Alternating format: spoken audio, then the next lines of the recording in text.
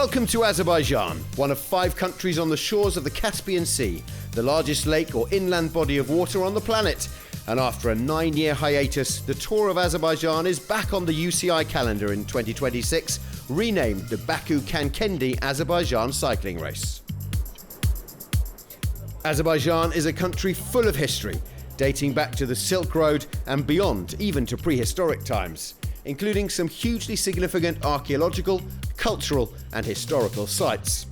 In the present day, it's a land characterised by reconstruction and new infrastructure, a magical blend of the ancient and the modern. And for 1 week in the late 2026 spring sunshine, it was the destination for a UCI 2.1 continental level Europe Tour race. A land full of smiles, offering one of the warmest welcomes you could hope for anywhere in the world. We were to pass through green valleys in the shadows of the snowy peaks of the Caucasus Mountains, with a total of 850.7 kilometers on the menu.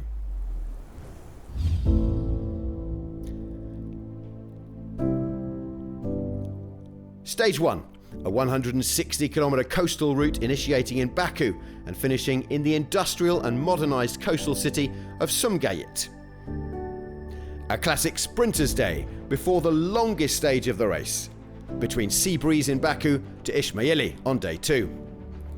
Day 3, a little reprieve for the peloton, as we look forward to another day where the sprinters stand a chance. Ganja to Naftalan on day 4, 152.8 kilometers. An uphill drag to the line there before the undisputed Queen stage on the final day, Tartar to Khankendi. So we start with organised lead-out trains and rouleurs. Following that, it's a hilly technical day, then another flat and another hilly, before everything is concluded and decided in the high mountains. Yeah, it's been a few years since this race took place, but I'm here with a good team, and I've spoken to some friends who have ridden this race before. They told me about the roads, and also maybe we'll expect some wind. I'm the road captain, but if there's a good moment for me, sure, if I feel good enough, I'll go for it too. A lot of teams, less riders per team, that's my biggest fear. The easiest stage will be the hardest. Big breakaway managed to take a lot of time, and in the end it will be difficult to cut them back. You can look at the race book or look at the profile, but until you actually get on the road and see it, it's a new race for us, so we don't really know what the best way to approach it yet, and we'll just have to play it a little bit as we go, and communication in these races is also key to make sure that everybody is on the same page and that we get the job done.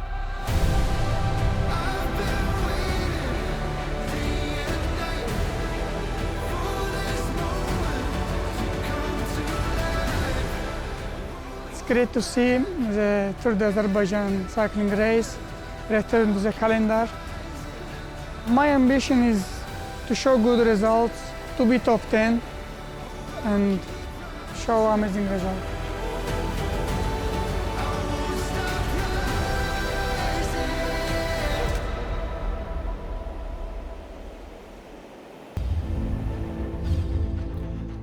We started with a fairly gentle introduction or reintroduction to Azerbaijan. Everybody expected a bunch sprint at the finish in Sumgayit.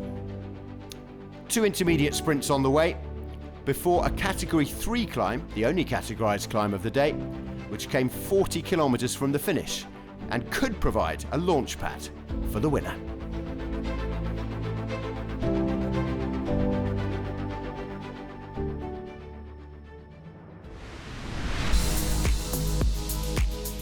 For many, many years, the capital of Azerbaijan has been known as the City of Winds. Now, its ancient soul has a futuristic skyline. Whether it's wind or fire, Baku is a great adventure, not only for tourism, but as we were about to see, for cycling too.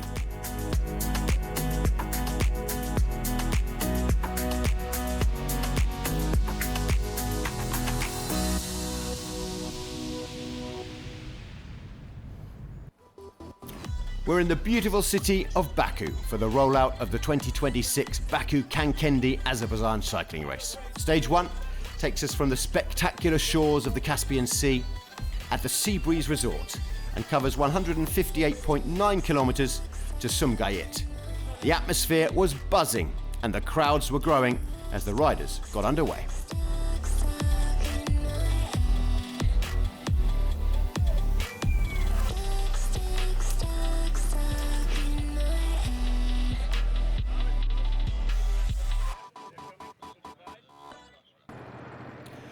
Well, as we jump into the action, as expected, an early breakaway did get away. It was a 4-man break, and they established a gap of a maximum of 1 minute 24 seconds by this point, with 40.7 kilometres still to race, and that one categorised climb coming up. That breakaway was Perez Landuthe of Obidos, Lorenzen of Tartar Isyreks, and Canet from Mingachevir Polski. As the leaders hit the final Badamar climb, it became a 2-horse race for the king of the mountains points. Belgian Jorben Lorenzen from Tartar Isyreks powered clear to take the maximum 3, with Perez Landuthe of Obidos cycling team crossing next for 2 points. Mehmet Kanat scooped up the remaining point.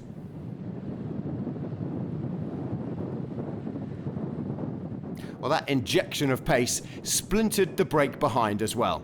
Perez Landuthe pushed on at the head of the race, and that left Garnek and Kanat to form a chasing group. It was just Lorenzen and Perez Landuthe as we approached the 35 kilometres to go marker.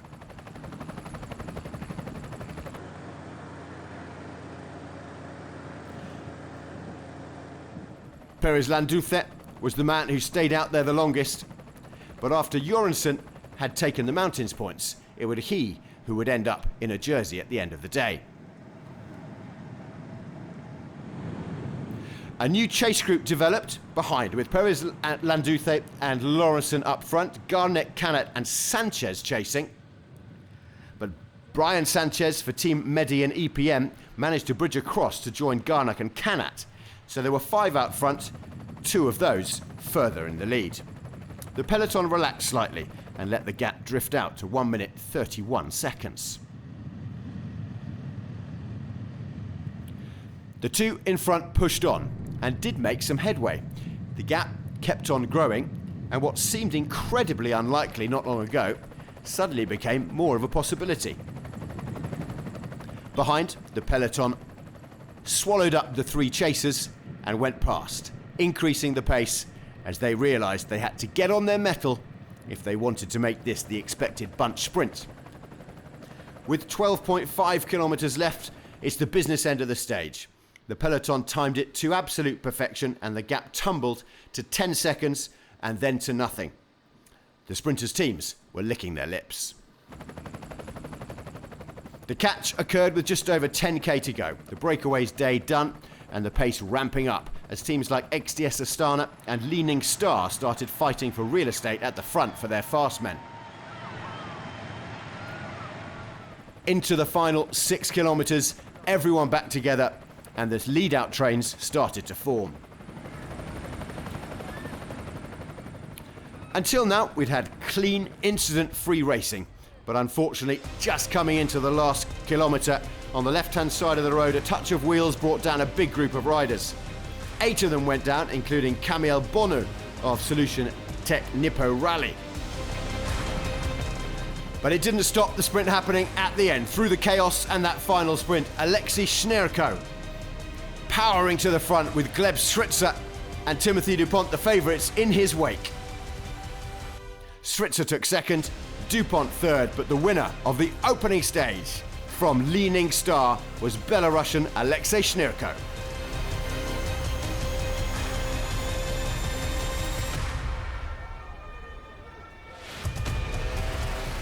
A super impressive performance from him and from his team Leaning Star amongst a whole load of much more favoured riders. A monumental result for him, the first Belarusian leader to lead the general classification in this race's history. He pulled on the leader's blue jersey And of course, the general classification top 10 looked exactly like the stage classification.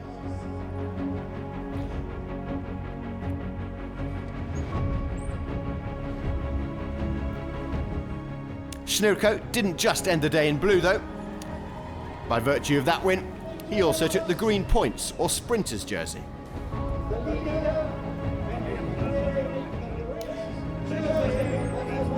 Just the one classified climb on the opening day, and with the points taken by Jorben Lorentzen of Tartaletto Isarex, he'd be wearing red on stage 2. And the first wearer of the white jersey for the best young rider would be Xavier Garnek from Mazowskie Selske Polski. It was a breathless opening stage in Azerbaijan.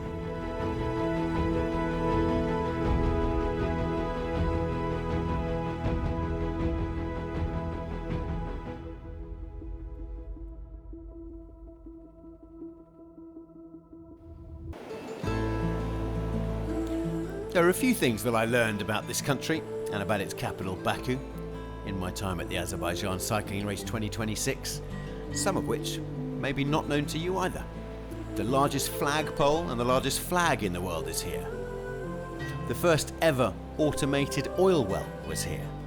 And Baku in 2026 has been cited as the world capital of sport. The Seabreeze Resort is where we started on day 1 and day 2. And as the races got ready to get underway again, it was sunny, blue skies, and perfect weather for racing.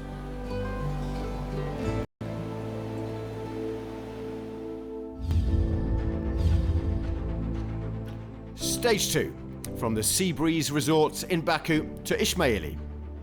Monday's stage was the longest of the week, 193.3 kilometers. It was a hilly day as well. And stage 2, the only day of racing where the profile and the map was exactly the same as it had been in the years between 2013 and 2017, when this race ran before its 9-year absence from the calendar. So for the start of this day's epic 193.3 kilometers, heading northwest towards the mountains and finishing in Ismayilli, it was another gorgeous day and we were back in Baku. The peloton were ready to roll as they went through the neutralized start.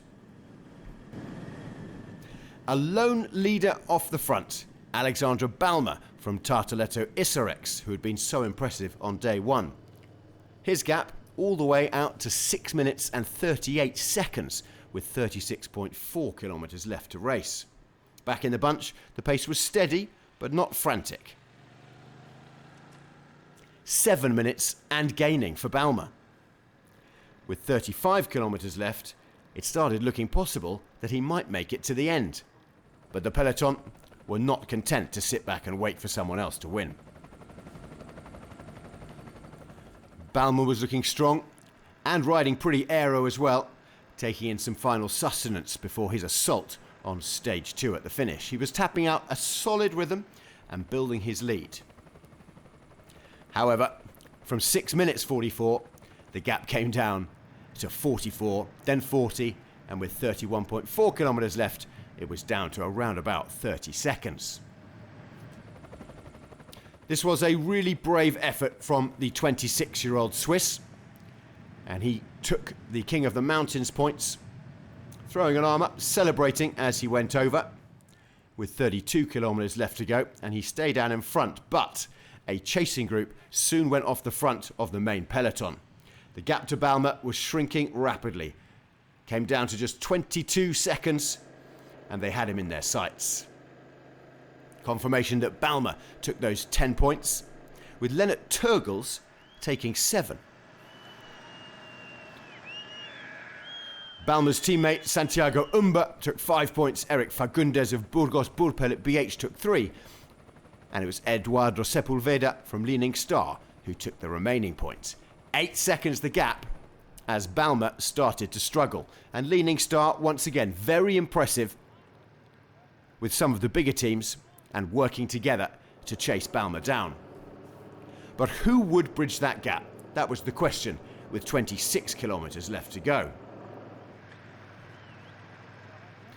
As the chasers closed in, the gap continued to fall, nearing just 10 seconds. Riders from Equipa Kern-Pharma and Burgos Burpelet were driving the pace behind, but Balma stayed out in front.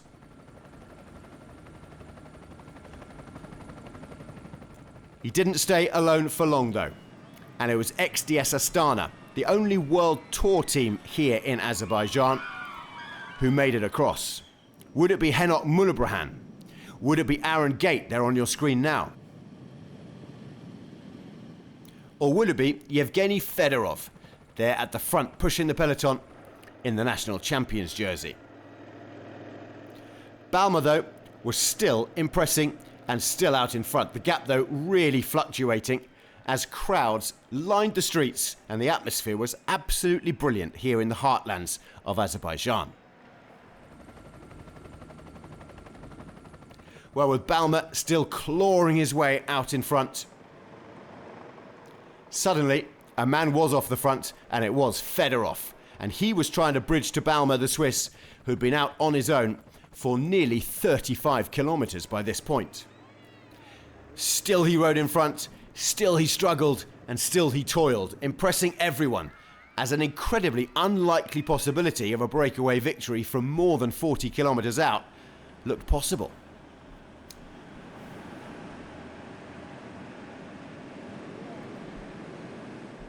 Kern-Pharma and Burgos Burpelet BH were working together with STX Astana to try and get riders across to Balma, but it was Astana who managed to do it. As Fedorov reached Balma, Aaron Gate got on the radio to the team car. At this point, XDS stopped driving the pace at the front of the peloton and allowed the two out front to gain time. 23 seconds there were between these two and the peloton behind, with 3.8 kilometres to go. It came down to 17, 14 as they went under the Flamme Rouge. Fedorov was fresher, but Balma had been out in front and had the adrenaline the whole way. Balma pushed forward at exactly the right moment, just as Fedorov took a break off the pedals. And now it looked likely again that it might be Balma crossing the line first, into a final corner. And Balma went too wide. Fedorov on the inside line takes the advantage again and quickly gets a bike length in front.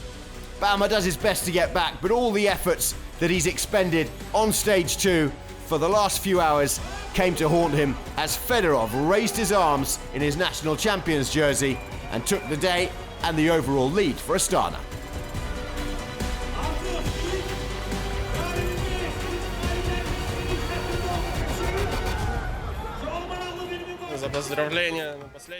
Yeah, thanks for the congratulations. It was always our plan to control the race and try and win the stage, even take the jersey if possible.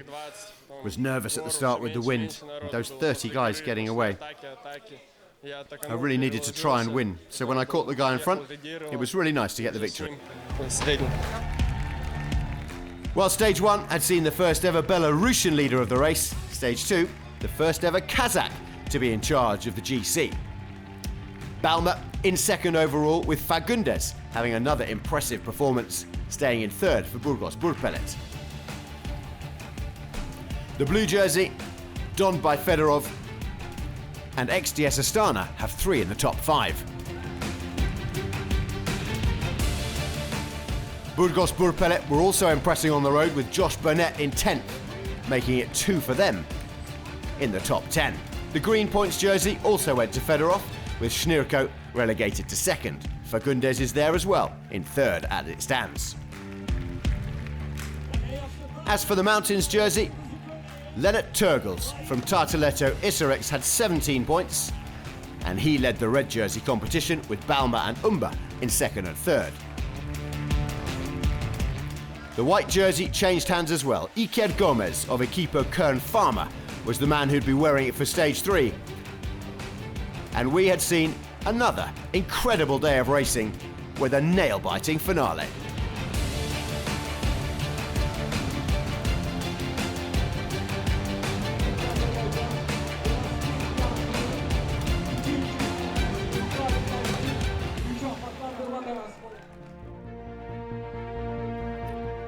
Gabala is also known here in Azerbaijan as Gabala, one example of towns and cities and words that have one or two options. That's thanks to the confluence of cultures that is seen as a great example here in this city too. Known for its ancient ruins and imposing gate towers, it is also the gateway for the winter sports season.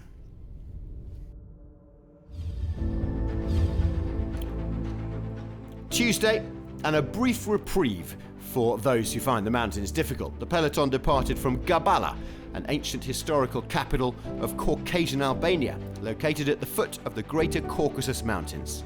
Culminated with a high-speed sprint into Mingachevir, which functions as Azerbaijan's undisputed energy capital, dominated by massive hydroelectric infrastructure and the sprawling Mingachevir Reservoir on the Kura River.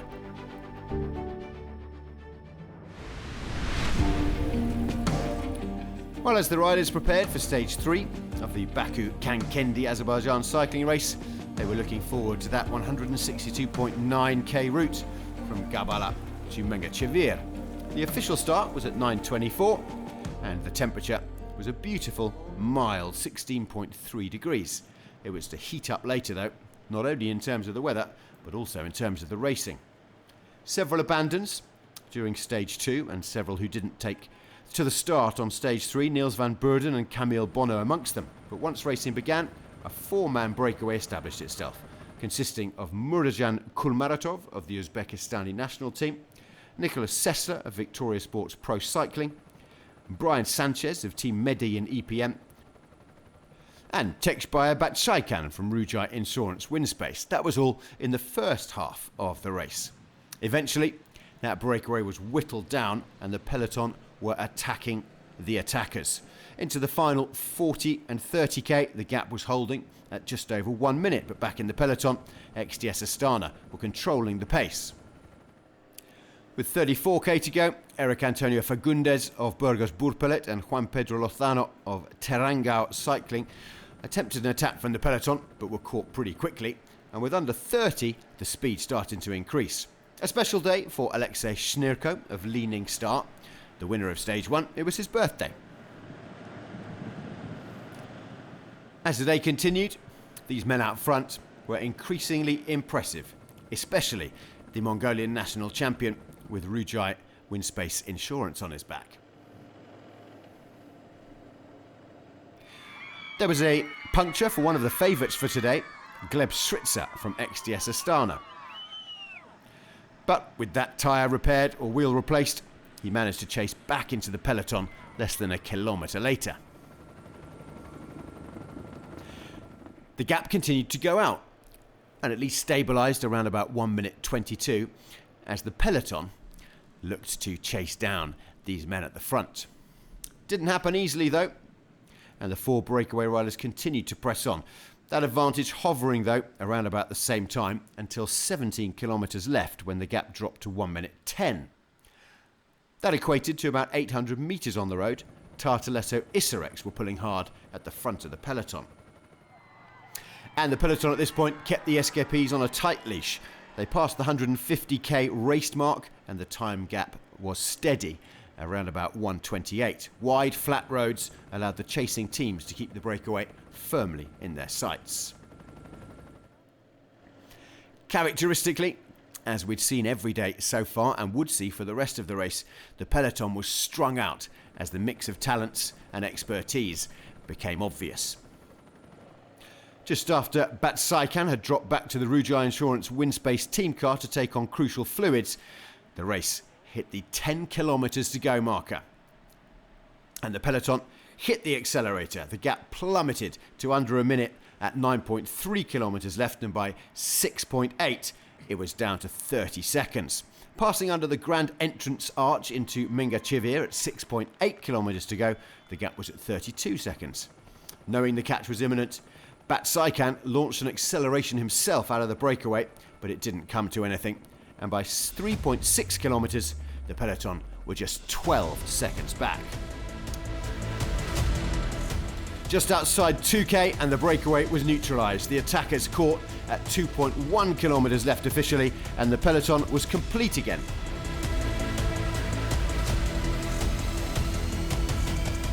A huge bunch sprint ensued. Under the Flamme Rouge for the final K, and Leaning Star began pulling. They pushed to the front with 3 riders at 1.4K. But coming up on the final straight with 900 left, the lead-outs fractured, and Yevgeny Fedorov put in a massive turn to lead out his XDS Astana teammate Gleb Stritzer.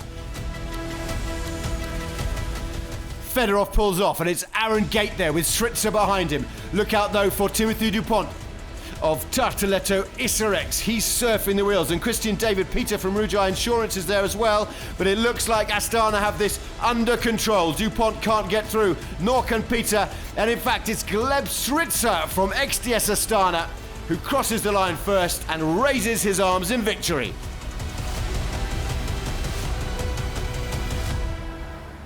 My ambition for the next day is just finish the race. Just enjoy the ride. And also to try to one to stage if it's possible.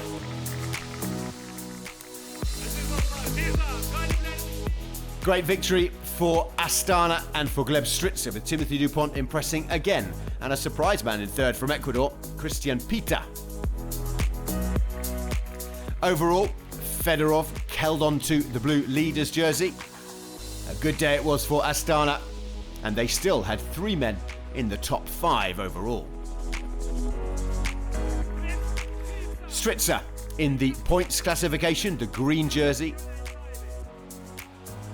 Timothy Dupont and Eric Fagundes, who both had really good results over the previous few days, with Christian Pitter moving up to 3rd. Then at Turgles, remained in the Red King of the Mountains jersey. Alexandre Balma 2nd, thanks to his effort, monumental as it was the day before. No change either in the youth classification, as Equipo Ken Farmer's Iker Gomez kept a hold of that.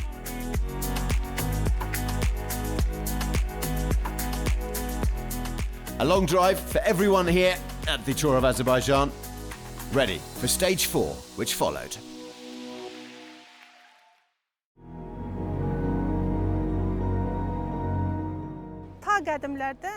Since ancient times, the city of Ganja has been one of the main centres where culture and science have flourished. Even today, holding such an event in Ganja is significant for several reasons. First, it demonstrates unity and solidarity amongst people. Second, it reflects young people's interest in sports. And at the same time, I would say it's one of the finest examples of unity and solidarity amongst the regions.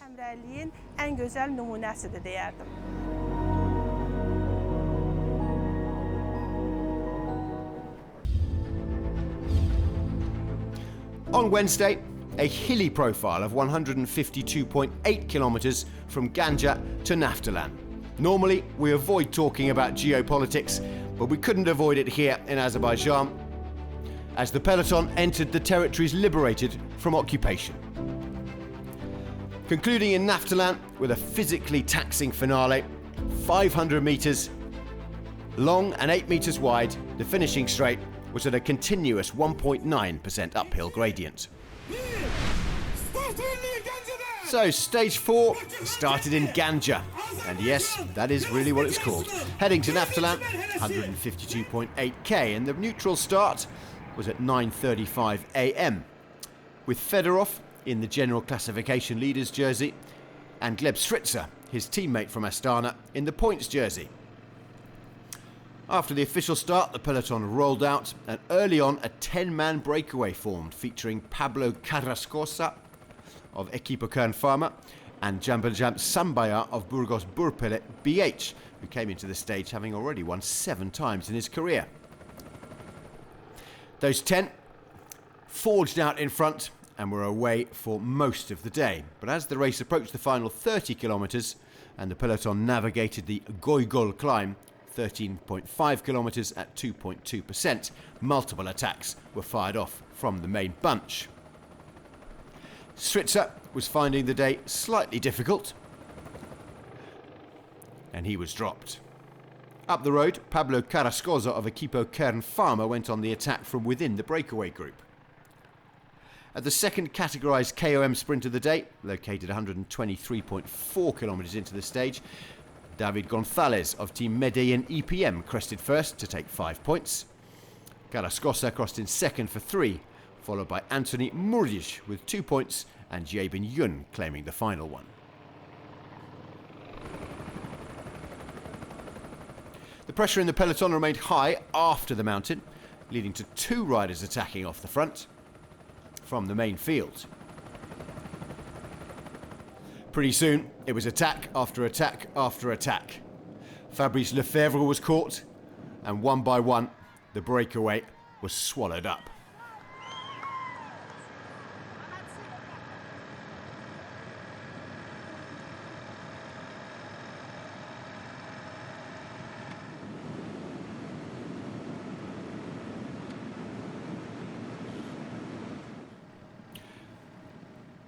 Carrascosa was pushing the pace for the breakaway, and his Equipo Kern Pharma teammates took up the pulling duties in the peloton behind as well. But as the gap narrowed, Juan Pedro Lozano of Terengganu cycling team was caught by the advancing peloton with just over 20 kilometres remaining. Behind, several teams from the second level of UCI competition were pulling the peloton, trying to catch these two at the front. Bardiani CSF 7 Sabre were very impressive, coordinated and tactically really good. Leaning Star also impressed again, as did Burgos Burpelet and Equipo Kern Pharma.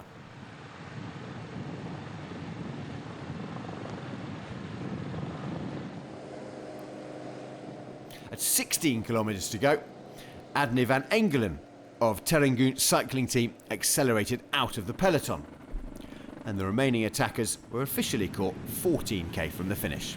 Following that catch, the Burgos Burpelet BH squad moved up to the front to pull once again. At this point, our race leader Yevgeny Fedorov was spotted right at the back of the group, and following an acceleration by Iker Gomez of Equipo Kern Pharma, the peloton continued towards the finish line.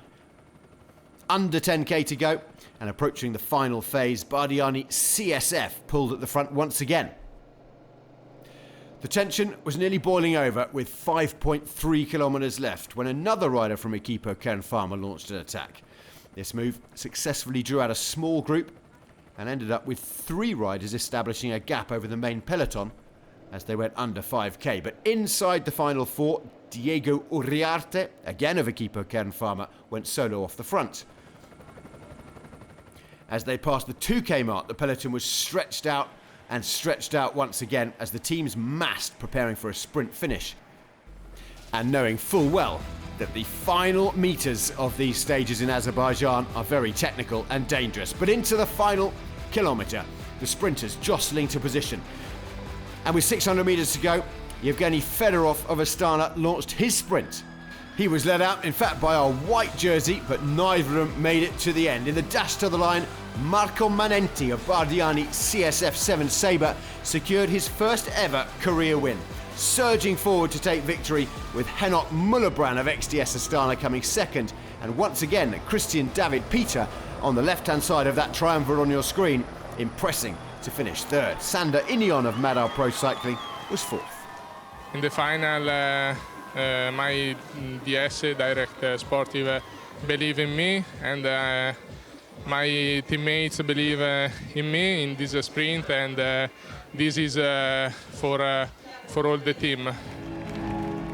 Beautiful words after a beautiful victory, and a first victory for the young Manenti, 23 years old, and celebrating that win as the youngest stage winner of this edition so far. Mullerbrand in second, Peter in third, impressing once again. Despite that late sprint, Yevgeny Fedorov of Astana retains the lead in the GC, and of course there's no change.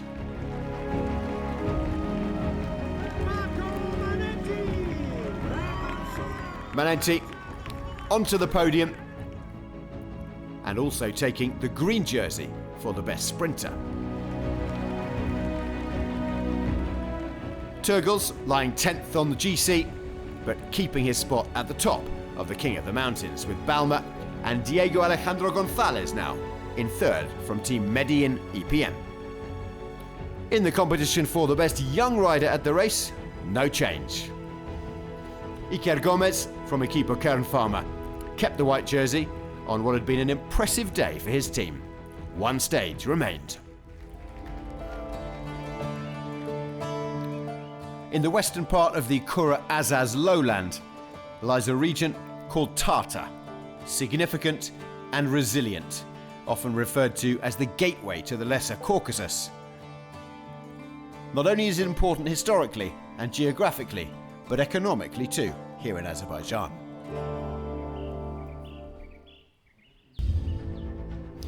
And so, it all came down to this. Stage 5, the undisputed Queen Stage, and a high mountains day. 181.5k of severe mountainous terrain, over 3,146 metres of total elevation gain, and after 2 intermediate sprints in the valley, the peloton tackled a brutal second half of the stage, climbing from 100 to 1,455 metres above sea level in just 90 kilometres. As we gathered for the final stage of the Baku-Khankendi Azerbaijan Cycling Race 2026, we were in Tartar and everything was at stake. The riders were looking down the barrel of a horrific route with a brutal finish. All day, packed over 3,000 kilometres of vertical climbing, with one non-starter before the flag dropped, Mohamed Allah of ASC Monsters Indonesia. A breakaway quickly established itself, building a maximum advantage of around 2 minutes and 40 seconds over the peloton, and that escape group featured a real mix of youth and extreme experience, highlighted by the legendary 49-year-old Oscar Sevilla of Team Medellin EPM, a rider who came into this race with over 166,000 race kilometres in his career. Christian David Pitter took maximum points and bonus seconds at the Agdam Stadium sprint, while Raman Shishku outkicked the rest of the break at the communication tower. The fatigue of this race was setting in and the pace became too much for some. Marco Manenti and Christian David Pitter were unceremoniously dropped from the bunch, while up front the breakaway was also shedding weight. Eduardo Perez Landuce lost contact, and soon after Oscar Sevilla was also distanced from that league group, which left Jorgen Lorentzen out in front. It didn't take long for the peloton to swallow up Sevilla and the others, and Medellin EPM then moved straight to the front of the bunch, who were setting the tempo. Mechanicals for Jude Gabriel Francisco and Alvaro Navas made no difference to the race as Lorentzen struggled ahead. Our King of the Mountains, Lennart Turgels, was hoping to cement his position as the winner of that classification, but couldn't get far enough in front to gain any points over the last climbs. Meanwhile, 2 men felt the force. They were Josh Burnett of Burgos Burtelet BH, who took maximum 10 points on the Category 2 climb, and David Delgado. He was representing Quick Pro Team. These two forged out their way in front, and the gap started to open up. But there was still 23 kilometres to go, and that huge Category 1 before the big uphill drag into the city centre of Khankendi. Delgado on the descent started to lose touch as Josh Burnett showed his prowess on the downhills. The gap continued to increase as well, as other riders were knocked out of the back, both of chasing groups and the main peloton. Hitting the crucial Shusha climb, a punishing 4.6 kilometres at an average gradient of 6.7%, the race absolutely blew apart. Leaning Star once again to the fore. They took up the pacing duties initially before Hanok Mullerbrand of XDS Astana team, the race favourite before we started, threw down a vicious acceleration that stretched the group even more. Bardiani were prolific, and they had 3 riders trying to bridge across to Burnett and Delgado, not least Luka Kovili.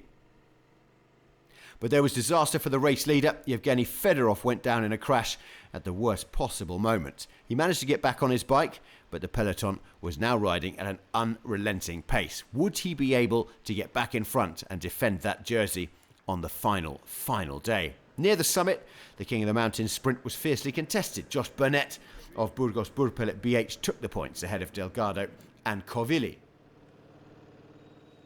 Plunging down towards the finish, they flew past 10 kilometres to go, with the race completely fragmented. As you can see from your screen graphics there were groups all over the road, and it was very difficult to keep tabs on what was going on. But what we did note that there was a frantic pursuit behind, and a chasing group containing Alexander Balmer, who was fighting for the overall GC, miraculously managed to bridge up back to the chasing peloton in Group 2. The bunch was flying, and they swept up Luca Covilli as well. Meanwhile, Josh Burnett continued to speed downhill and continued to increase his gap. Now it was 45 seconds back to the peloton with the main favourites inside, but Burnett surely couldn't take this stage. As the peloton strung out even more, under 7k to go. And one thing that nobody was talking about now was that Josh Burnett was only 19 seconds back in the overall classification, contesting the race lead. It wasn't in his mind, and it wasn't in many others either. The chase group included Aaron Gate and Henok Mullebrand from XDS Astana, and it had been vaguely assumed, as the only World Tour team here, that they would take all the honours on offer. This group, though, increasing in numbers as more and more strong climbers joined them. But we only had 2.4 kilometres left, and Burnett still had 34 seconds of gap. Astana were pulling furiously to try and salvage the situation for their team, and taking advantage of a slightly flatter section on the final 3 kilometres in towards the finish. The Flamme Rouge was approaching, and with 24 seconds still between Burnett and that chasing group you can see behind him, we started to believe that he might be able to do it. Despite the camera foreshortening, that gap was just as big as it looks.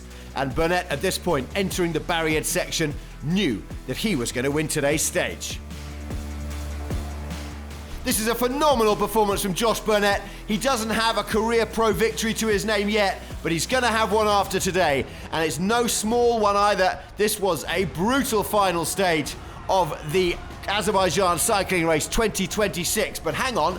19 seconds back overall. Mullebrand is coming in second place. It's going to be really tight for the overall classification. Mullebrand thinks he's got it. He punches the air with joy, and so does Josh Burnett. Josh Burnett takes the stage. Mullebrand thinks he's got the GC, but wait, he hasn't. Burnett's done it by just a couple of seconds. For sure, it's my first professional win, so I'll enjoy it with the team tonight, because it's pretty hard to win a bike race. So I'm pretty stoked, and it's a really big moment for myself and the team. This really was a career-changing moment for the 25-year-old Kiwi, Josh Burnett. Brilliant Burnett gives everyone else a kicking in Khankendi. Stage 5 went to him, as did the overall blue winner's jersey of the Azerbaijan cycling race. Back after 9 years, and hasn't it been good? Mullebrand in second by 3 seconds, and Alexandra Balmer in third, 7 seconds back. Mullebrand did take the green jersey for the points competition, with Christian Pitter 8 points behind. Eric Fagundes also on the podium for that one.